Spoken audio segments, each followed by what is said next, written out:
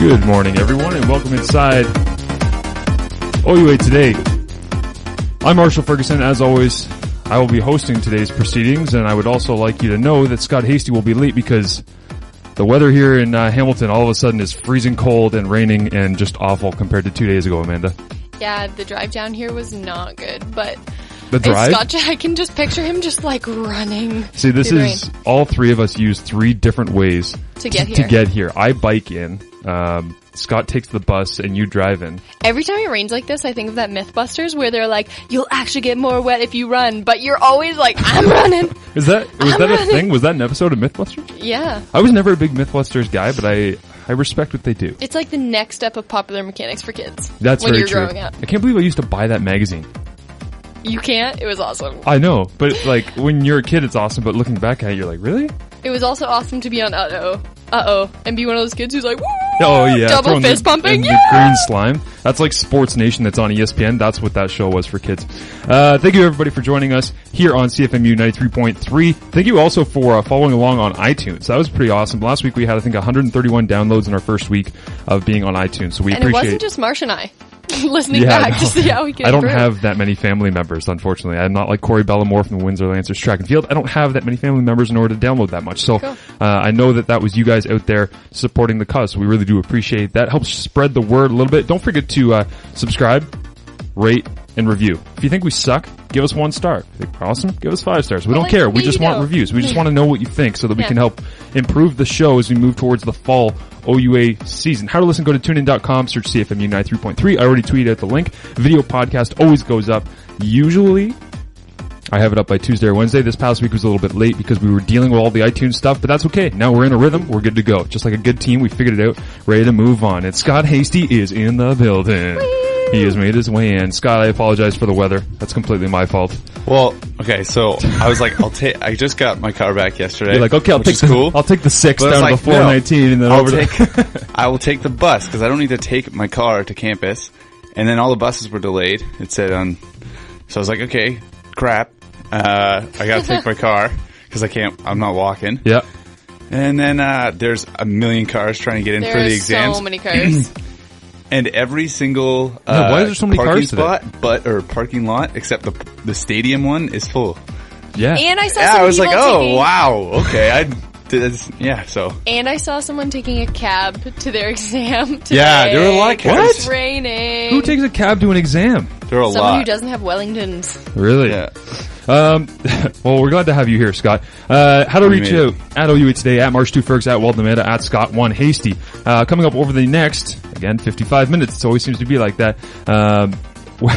We will be talking about the CIS East-West rosters, Ryerson curling, Guelph Men's hockey, Canada basketball. What role does the CIS play in that development that's going on in Canada right now? It's very exciting. Western women's hockey, the Terminator, bobbleheads, tweets of the week, and Periscope. Do you guys know what Periscope is?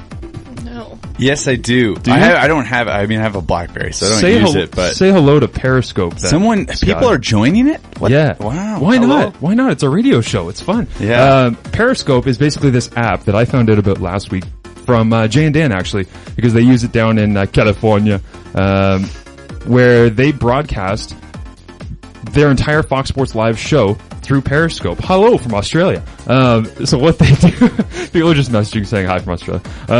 What they people basically do. Weird. Yeah, I know, weird, right? Like, just reaching everywhere. If you want to follow us on iTunes, do it now.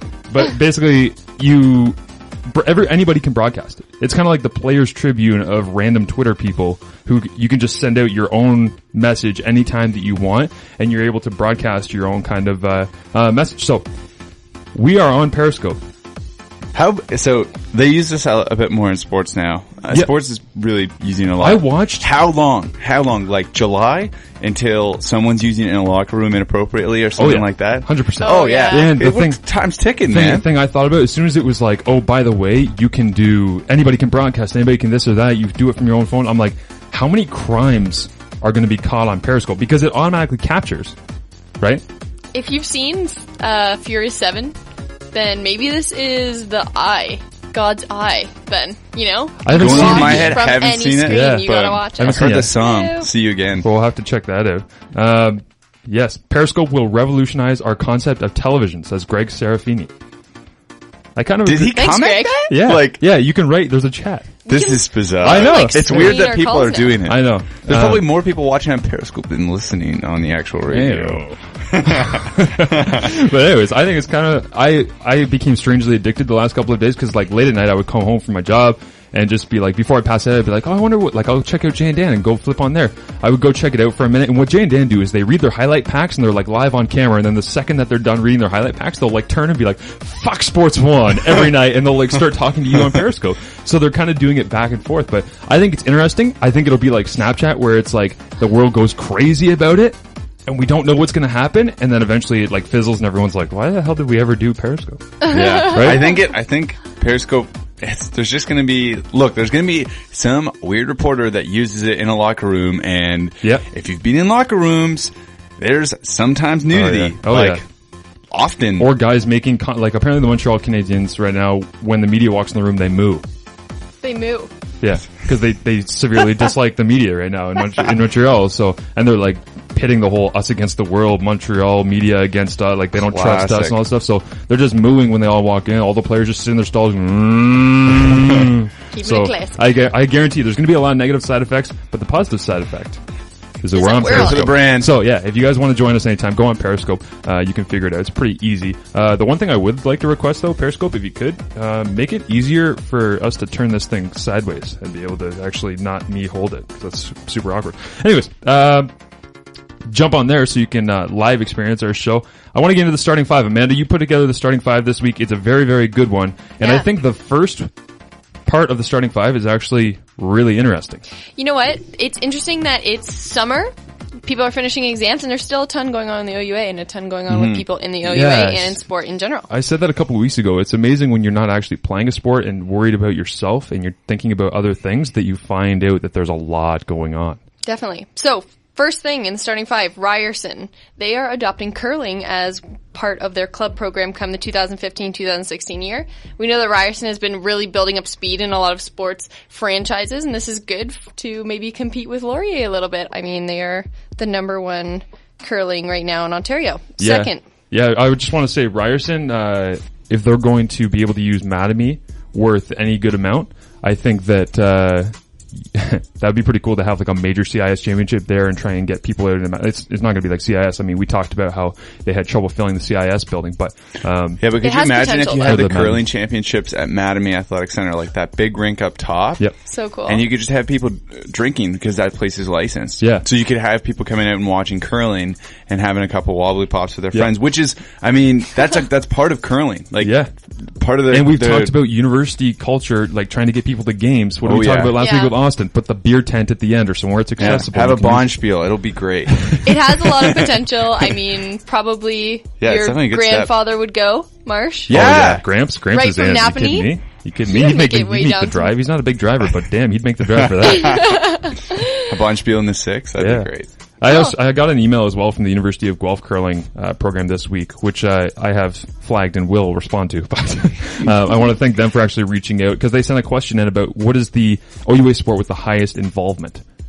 Because he was mentioning about how Ryerson added, and it kind of grows the idea of Ryerson as a school that has more involvement in more sports and more clubs and that kind of thing. Because they've been seen as kind of sectioned, being in Toronto and focusing on some smaller things. Yeah. But and I believe it's soccer.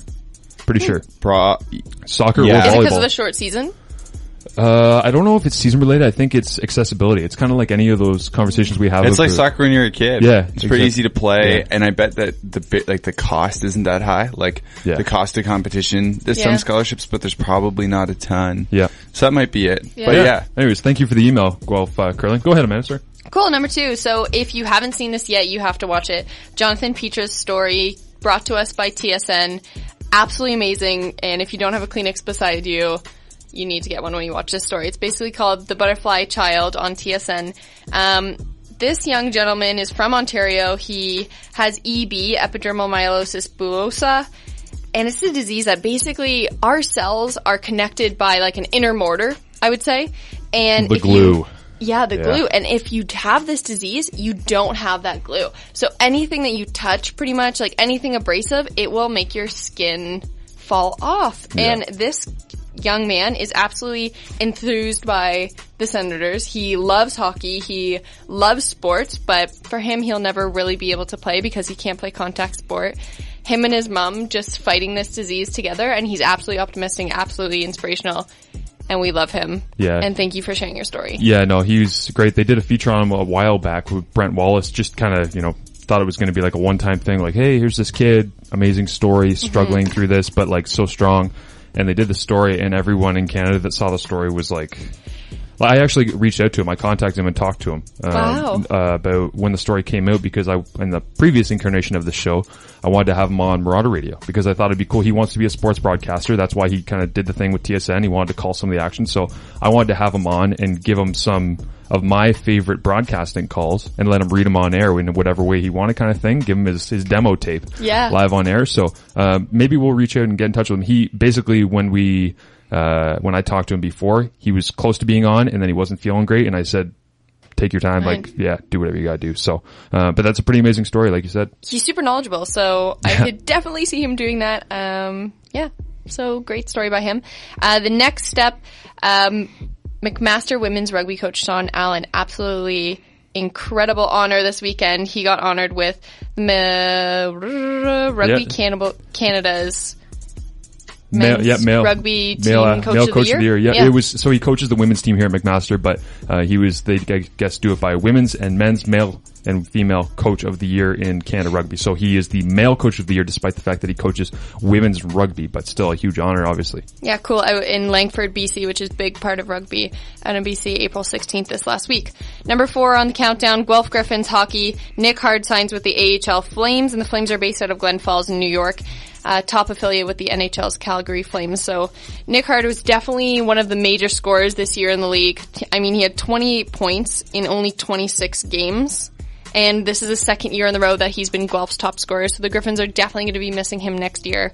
I remember D'Agostini just saying, like, you know what, I got the goal. Here we go. Hard is up and scoring for our team. So he was awesome. very, very complimentary of him for sure. And also should mention Sam Bennett, Kingston Frontenac's alumni, who, as soon as the OHL season was done in Kingston, I believe got beat in the second round by former Andrew D'Agostini's team, Peterborough Petes, in the OHL playoffs. The second that he lost, he got sent up to the AHL Flames. So he played for this team, and then he got the call up for the playoffs. Last night he scored his first ever NHL goal in the playoffs. That's so awesome. Yeah, which is crazy. Yeah. And so this young gentleman, Nick Hart, is one step away from his NHL dreams. Last on the docket, number 5, Western Women's Hockey. They are opening up a couple opportunities for coaching. They want to have a full-time assistant coach. You're obviously able to apply for this. We're going to tweet out that link. You have to have a couple of really good credentials so I can't apply? To apply, for sure, because this team is competing on the national stage. But comment from Therese quickly. She's really happy to announce that this is coming open, as well as their current coach, Chris Higgins, is retiring. So David Barrett, who is their head coach, is now coming into that full-time position. So excited to see some change up in that coaching staff. Maybe it'll change their outcome, but great season by them this year. What kind of credentials? Marshall, I think you should just go and be like, I will put our practices on Periscope, and he'll be like, yep, you're in. I seriously considered the idea of sending an anti-highlight tape when I was in like my 3rd year of university, like find the worst clips of me from birth until that point in my football career and sending it to a D3 school and just seeing if they would respond, and like send them a serious letter being like, I really want to chase my dreams of D3. Yeah, no, but like just football in general, like I want to continue the dream and just act like I was a high school kid coming out and just send them a ridiculous like blooper reel tape and just see if they would respond. Which like D3 is still good football. I'm not discrediting anything, but I'm just saying it'd be funny to see if like you would get a genuine response back and be like, hello, Mr. Ferguson. Unfortunately, due to your highlight tape, we are unable to accommodate your request. Please never contact us again. Or if you would just get ignored. They send you like a free water bottle or something. Yeah, I just imagine that, just send you, you get declined from admissions. Maybe that would be how they would get rid of you as quickly as possible. Oh, we took a look at your grades and you're not eligible. So, all right. Thank you very much, Amanda, for putting that together. That was awesome. It was, I think that Jonathan Pitre story is going to, be around for a while yet. I hope that he gets a chance to go on a bit of a run as a broadcaster, because it seems like it's exactly what he wants to do once he's out of school. So, All right, we're going to take a quick break and we'll be right back on OUA Today on CFMU 93.3.